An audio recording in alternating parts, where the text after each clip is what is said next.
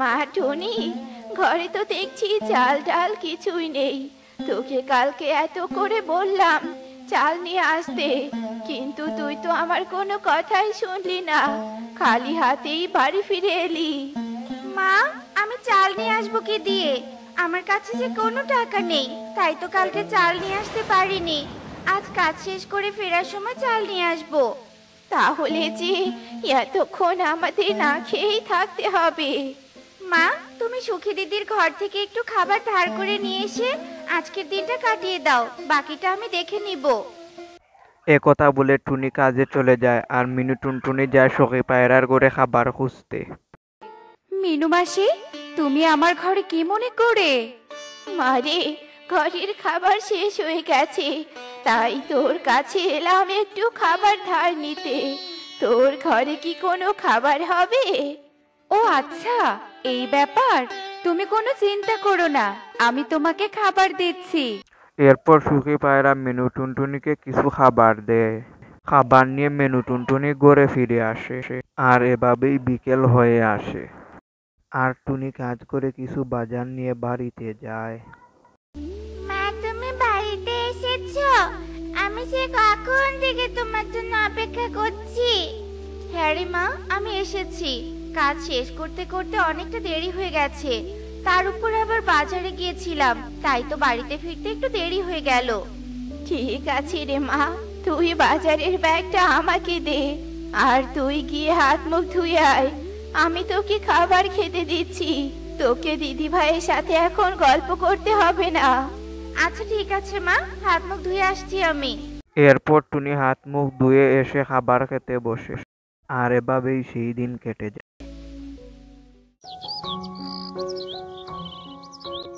এর পরের দিন কালু দাদা একটা অপরিচিত পাখিকে নিয়ে বনে চলে আসে।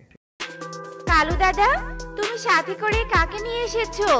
এই পাখিকে তো আগে কখনো এই বনে দেখিনি। তুমি কি এই দাদাকে আগে থেকে চিনতে? তুই ঈগল দাদাকে চিনবি কি করে? ঈগল দাদা তো এ বনে নতুন এসেছে, তবে এখন থেকে ঈগল দাদা এ বনেই থাকবে। ঈগল দাদা আর অপরিচিত থাকবে না, বনেই সবাই ঈগল দাদাকে চিনবে। কালু দাদা, তুমি এসব কি বলছো? ঈগল দাদা এখন থেকে এ বনেই থাকবে? ঈগল দাদা কে? কোথা থেকে এসেছে? এসব না জেনে ঈগল দাদা কে বনে থাকতে দেয়া কি ঠিক হবে? শোন টুনি, ঈগল দাদা কে, কোথা থেকে এসেছে এসব জেনে আমার কোনো কাজ নেই। ঈগল দাদা এ বনে থাকবে, এটাই আমার শেষ কথা। আমি ঈগল দাদাকে থাকার জন্য একটা ঘর বানিয়ে দিচ্ছি, তুই আমাকে বাধা দিতে আসবি না। কালু দাদুর মুখে এমন কথা শুনে টুনি আর কিছু না বলে সেখান থেকে চলে যায়। এরপর কালু কাক ঈগলকে একটা সুন্দর ঘর বানিয়ে দেয়। কালু, তোমাকে অনেক ধন্যবাদ আমাকে থাকার ব্যবস্থা করে দেওয়ার জন্য। এই নাও, এখানে কিছু টাকা তোমার কাজে লাগবে। ঈগল দাদা, এসবের আবার কি দরকার ছিল? কালু, তুমি আর না করো না, টাকাটা তোমার কাছে রাখো। আচ্ছা ঠিক আছে, তুমি যখন এত করে বলছো তখন আমি আর না করব না। এরপর কালু কাক টাকা নিয়ে সেখান থেকে চলে যায় আর ঈগল হাসতে হাসতে বলতে থাকে, কালু তো জানে না ও কত বড় বিপদকে ডেকে এনেছে। সময় হলে সবটা বুঝতে পারবে, কিন্তু তখন বুঝে আর কোনো লাভ হবে না। আর এভাবেই রাত হয়ে আসে আর ঈগল তুতার ঘর থেকে চুরি করে এই রাতের বেলায় একটা গাভী নিয়ে আসে।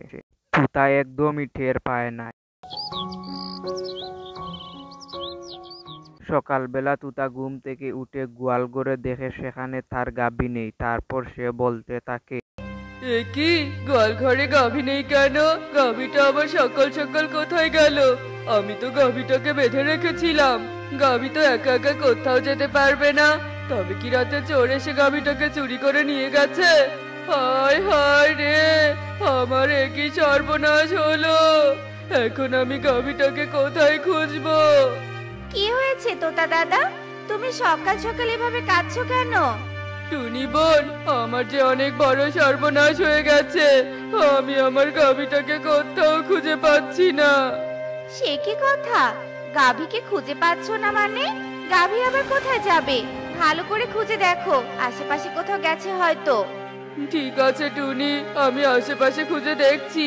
এরপর তুতা তার গাভীকে খোঁজার জন্য জঙ্গলে বেরিয়ে পড়ে, কিন্তু পাগলের মতো খোঁজাখুঁজির পর সে তার গাভীকে খুঁজে পায় না। তারপর রাত হয়ে আসে, আর আজ রাতেই ঈগল সুখী পায়রার বাড়িতে যায় গাভী চুরি করতে। এই তো সুখী পায়রার বাড়িতে পৌঁছে গেছি, এখন শুধু গাভীটা চুরি করার পালা।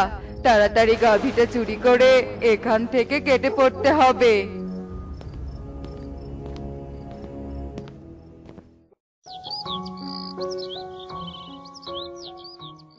হে কি, আমার গাভী কোথায় গেল?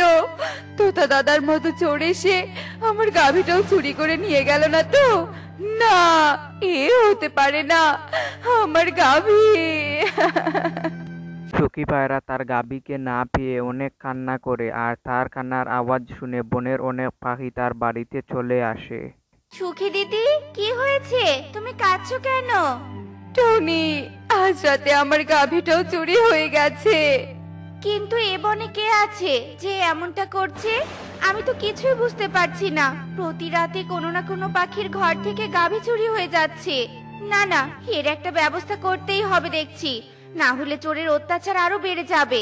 যা করার তা আজ রাতেই করতে হবে। এরপর টুনি একটা বুদ্ধি বের করে আর রাত হওয়ার অপেক্ষা করে। যাদের ঘরে গাভী আছে চোর তাদের বাড়িতে চুরি করতে যাচ্ছে, আর কালু দাদার ঘরেও তো গাভী আছে। তাহলে চোর হয়তো আজ কালু দাদার ঘরে গাভী চুরি করতে যাবে। তাই আমাকেও কালু দাদার বাড়িতে যেতে হবে। না না, আর দেরি করা ঠিক হবে না।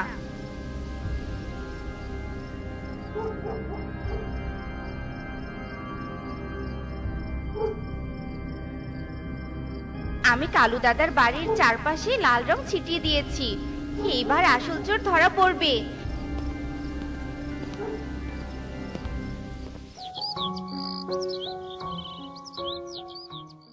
দেখি তো লাল রঙের পায়ের ছাপ কতদূর পর্যন্ত গেছে।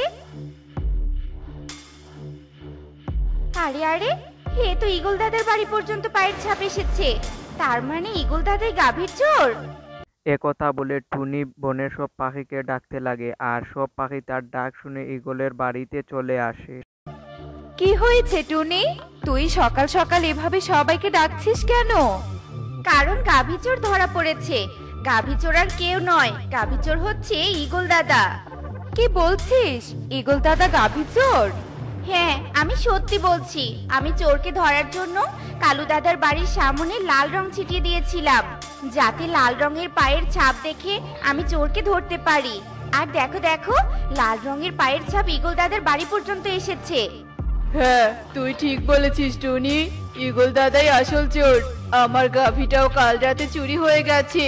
তুই আমাকে ক্ষমা করে দিস টুনি, তোর কথা আমার আগে শোনা উচিত ছিল। আমি ঈগল দাদাকে এ বনে জায়গা দিয়ে একদম ঠিক করিনি। আমাকে সবাই ক্ষমা করে দাও, আমি আর কখনো এমনটা করব না। আমার ভুল হয়েছে, আমি সবার গাভী ফিরিয়ে দিব, তবুও তোমরা আমাকে শাস্তি দিও না। এরপর ঈগল বনের পাখিদের গাভী ফিরিয়ে দেয় এবং বনের পাখিগুলাও ঈগলকে ক্ষমা করে দেয়। বন্ধুরা, গল্পটি এখানেই শেষ হয়ে যায়। আর গল্পটি আপনাদের কাছে কেমন লেগেছে অবশ্যই কমেন্ট করে জানাবেন।